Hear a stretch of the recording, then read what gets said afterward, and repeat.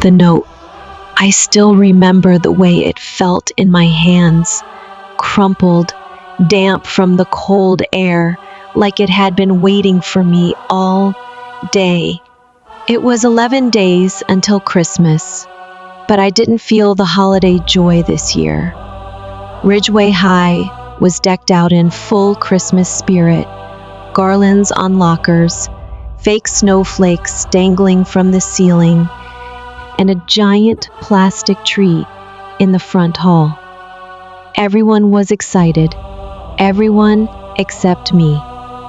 I guess Christmas hasn't felt the same since last year. When I opened my locker, I saw it, a small, crumpled piece of paper tucked between my books. My heart raced as I picked it up. I didn't want to read it, but I had to. Do you really think they've forgotten? Some scars don't heal. You know where to meet me. My breath caught in my throat. No signature, no hint of who left it, just that. My eyes darted down the hall, scanning faces, but everyone seemed too caught up in their own worlds, laughing, chatting, stuffing backpacks. I crumpled the note in my fist and shoved it deep into my pocket, trying to convince myself it wasn't anything. A prank, maybe, some random joke. But deep down, I knew better. It was about last year.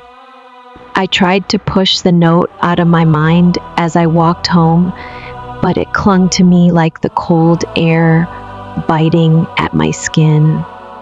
My thoughts raced back to the night everything changed. The night I made a choice I couldn't undo.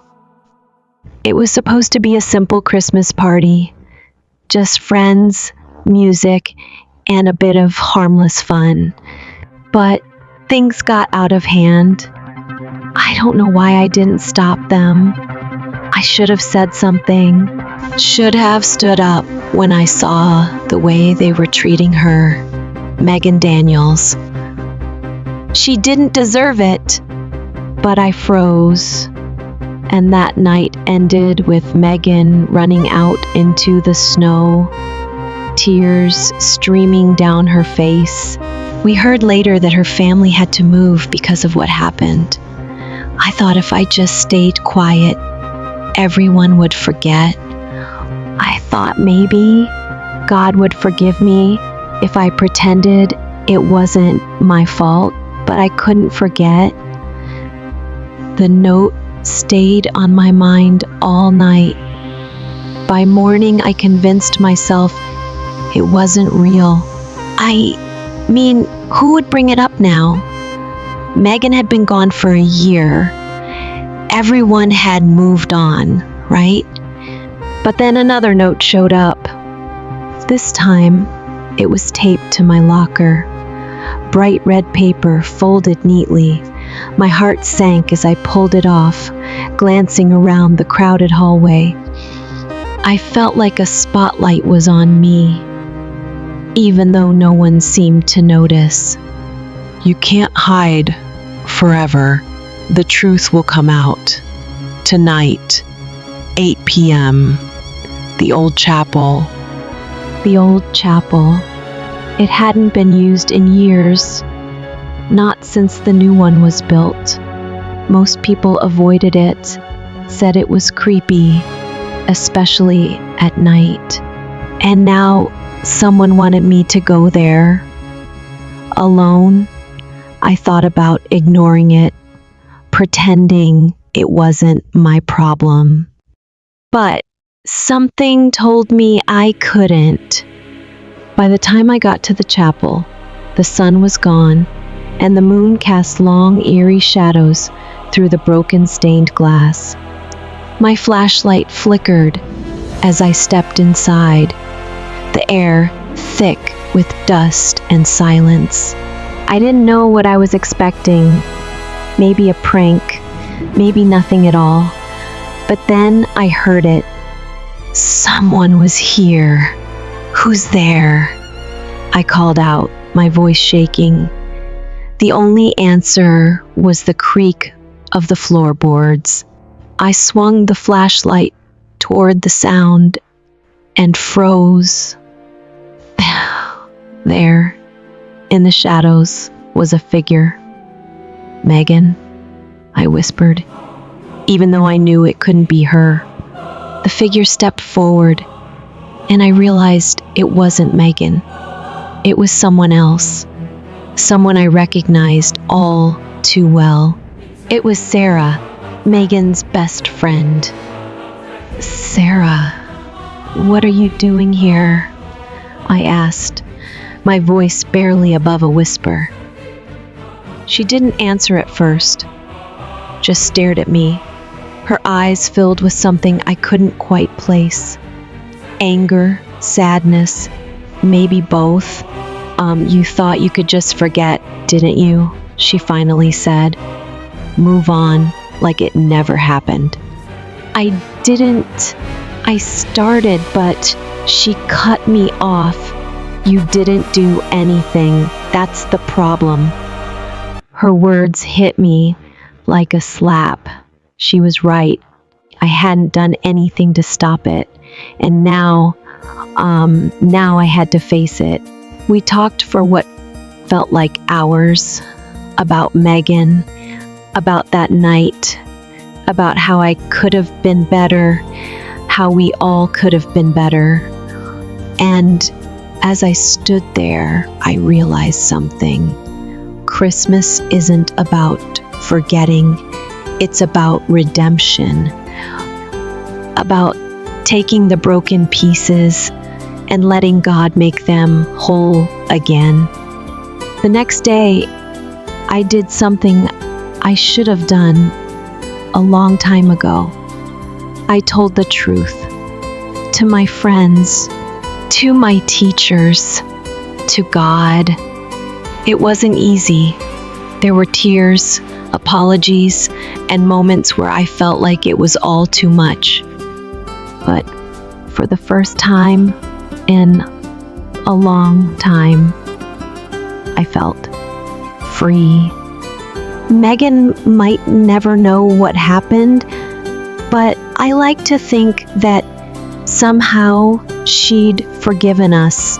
This Christmas, I learned something I'll never forget.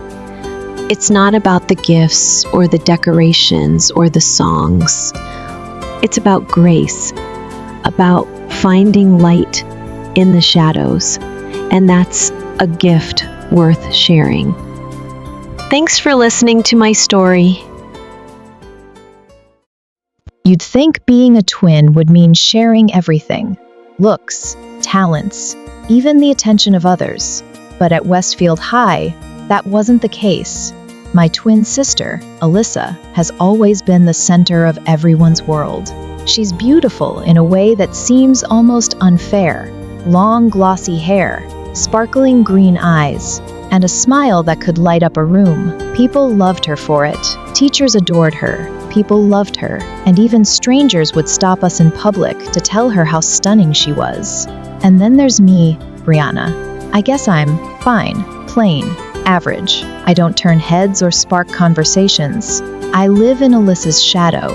And honestly, most days, it feels like that's where I belong. Our family isn't exactly picture perfect. Mom died when we were 6. I don't remember much about her, but I know she used to sing to us at night, soft lullabies that still echo in my mind when I can't sleep. Dad remarried a year later to Sharon, who, let's just say, isn't the warm, motherly type. Sharon loves Alyssa though. She buys her expensive clothes, brags about her at every opportunity, and never misses a chance to remind me to try harder or be more like Alyssa. Dad's nice enough, but he works long hours, and sometimes it feels like he's a guest in his own house. So, it's mostly just me, Alyssa, and Sharon, one golden girl, and the rest of us fumbling around her spotlight. What no one knows, not Sharon, not Dad, not even Alyssa, is that I sing.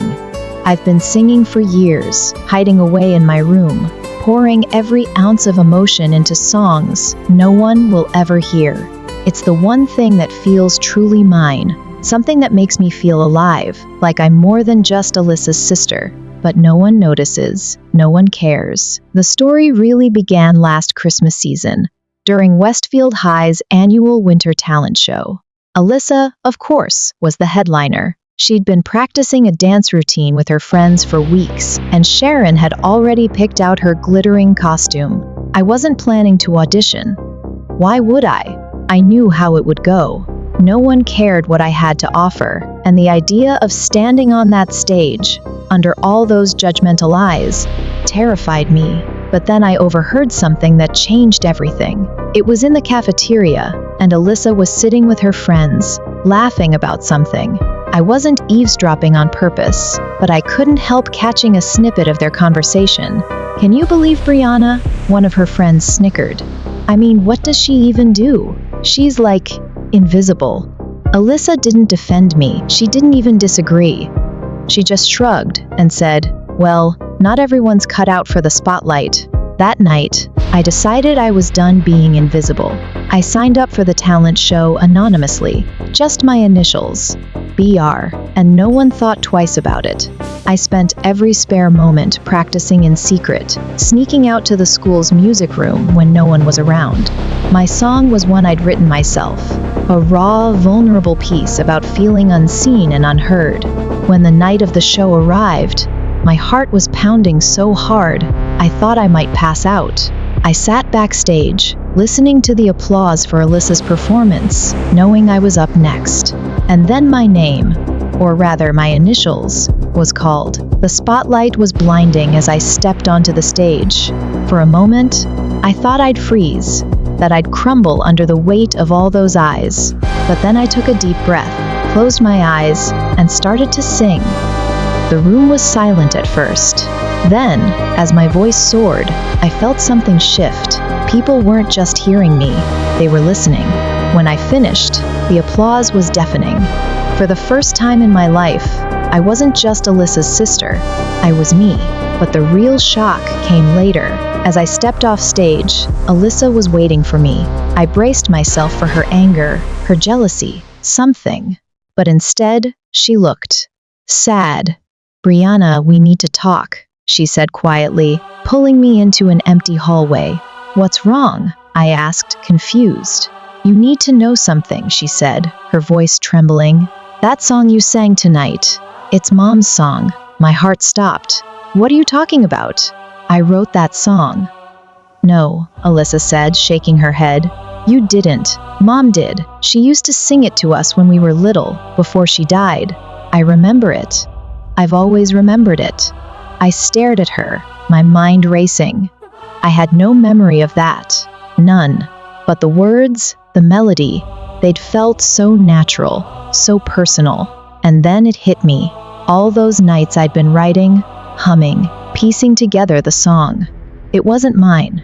It was hers. The truth unraveled quickly after that. Sharon had kept most of Mom's things boxed up in the attic, but Alyssa and I found an old journal of hers later that night.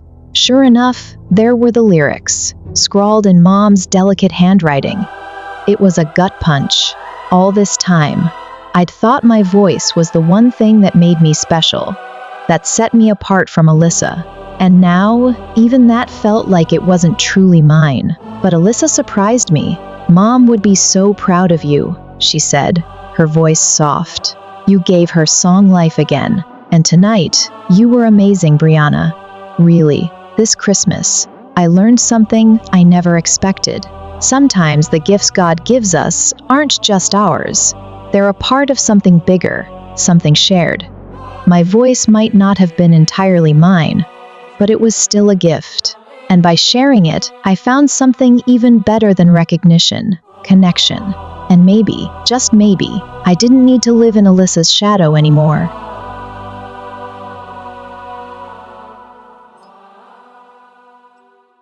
I'm Sophia. I'm 17, and I've always thought of myself as pretty ordinary. I'm not a star athlete, and I'm certainly not a straight A student. But I try to live a good life. I'm a Christian, raised in a strong, loving family, and Christmas in our town of Willow Creek is always special. The entire town comes together to celebrate the season. Christmas Eve services at church, Christmas carols, and the annual Winter Ball. That's the highlight of the year. Everyone looks forward to it. And this year, I thought it would be just like every other year. Little did I know, this Christmas would change everything. I had a pretty solid group of friends. Jess, Lily, and Natalie. We'd been inseparable since middle school.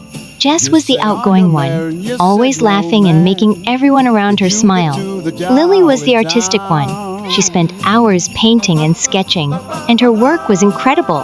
Then there was Natalie. She was sweet, the kind of friend who always had your back.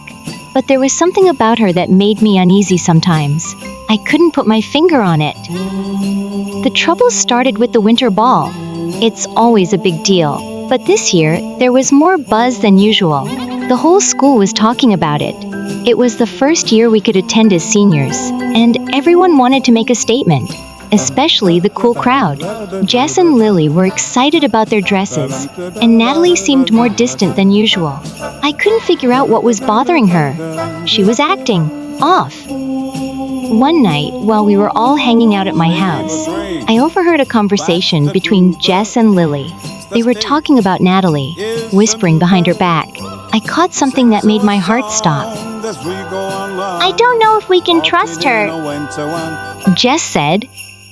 she's been acting weird lately. You don't think she's going behind our backs, do you? Lily frowned. I don't know. I mean, she's always been so secretive, but maybe it's nothing. I didn't know what to think. I'd always considered Natalie my close friend. Why hadn't she told me what was going on? But the more I thought about it, the more I realized I'd been noticing strange things too. She'd been spending more time with another group of friends, people we didn't really know, people I didn't trust. And every time I asked her what was going on, she'd just brush it off and change the subject. So, I did something I wasn't proud of. I started keeping an eye on her. I followed her one afternoon after school and saw her meeting with a guy from the rival high school, Jason. Jason was trouble. Everyone knew that. He had a bad reputation and didn't belong in our small, tight-knit town. Why was Natalie meeting him? The next day at school, I confronted Natalie. I couldn't keep the worry and suspicion bottled up anymore. Natalie, what's going on? Why have you been acting so strange lately? Who's Jason? And why are you meeting with him? Her face went pale.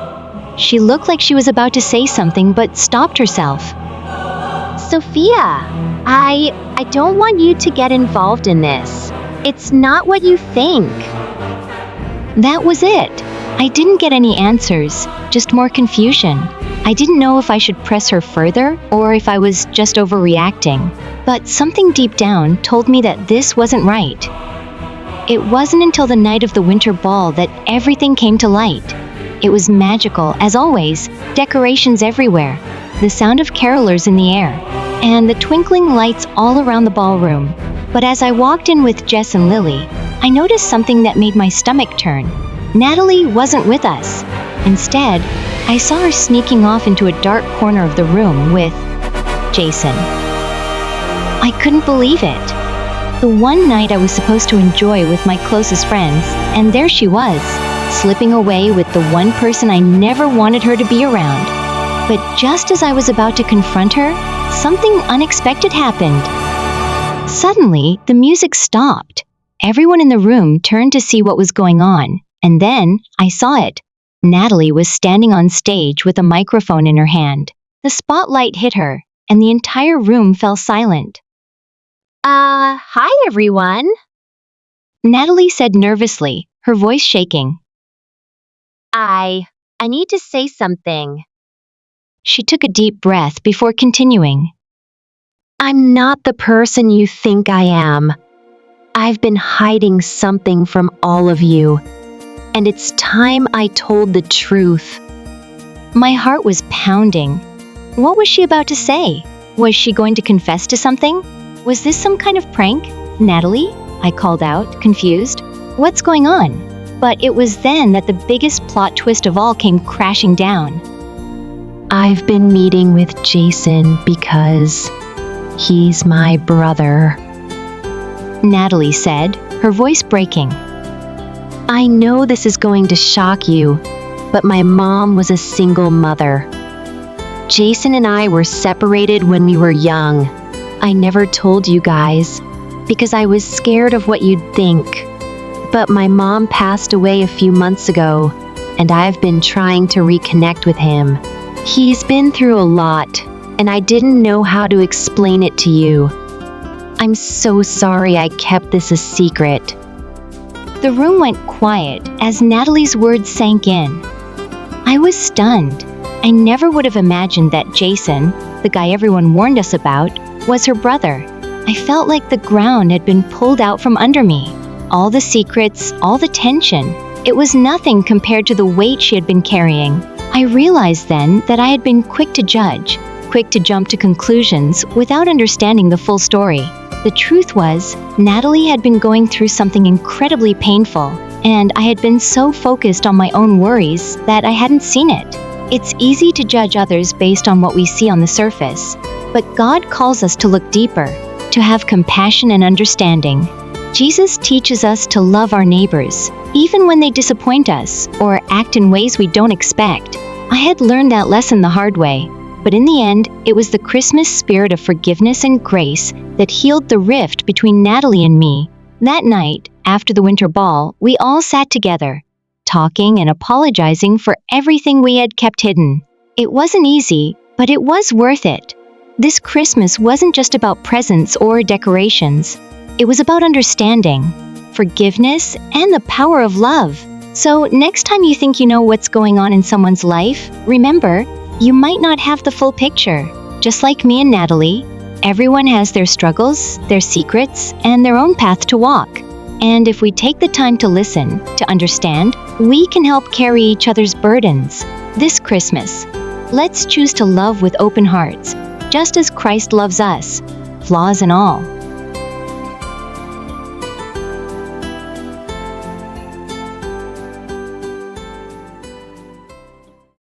Subscribe.